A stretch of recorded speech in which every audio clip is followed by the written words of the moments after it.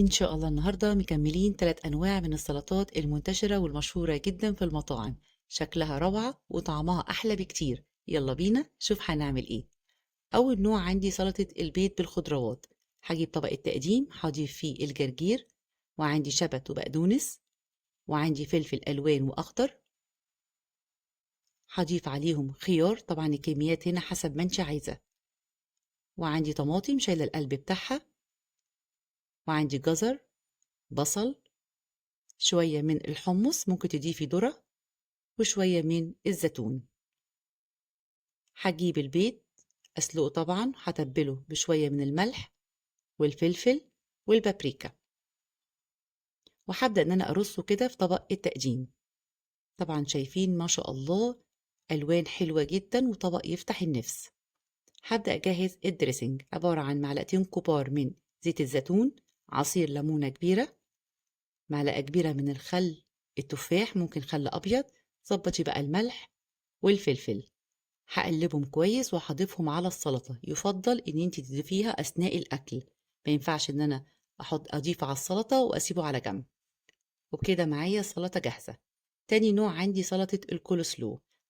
عندي الكرنب السلطة بشيل منه الجزء ده كده، واستني مش هينفع ان انا اقطعها كده على طول، لازم افتح الورقة واشوف جواها ايه. شايفين زي ما انا توقعت، شايفين من جوه عاملة ازاي، رغم ان الكرنب حلو جدا.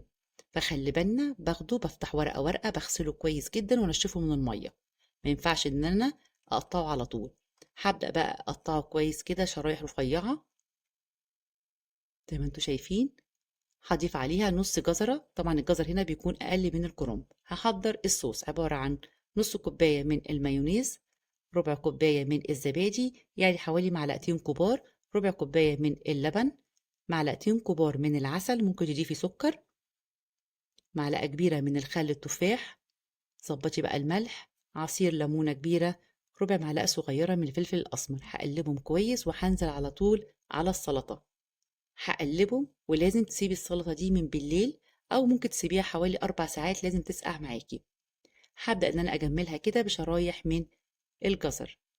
هبدأ أجهز سلطة الزبادي. عندي كوباية كبيرة من الزبادي، فصين توم، عصير ليمونة كبيرة، ملح، فلفل، وعندي هنا هو نعناع ناشف. طبعا الخيار لازم أصفيه كويس جدا من المية بتاعته. هقلبهم، لازم طبعا يساب برضو في التلاجة. هبدأ إن أنا أزينها بشوية من النعناع الناشف، وده كده الخيار نصين، اعملي واحدة عكس واحدة. طبعا دي شكل جمالي بس تزيين الطبق. هدي رشة بسيطة كده من زيت الزيتون، وورقة من النعناع.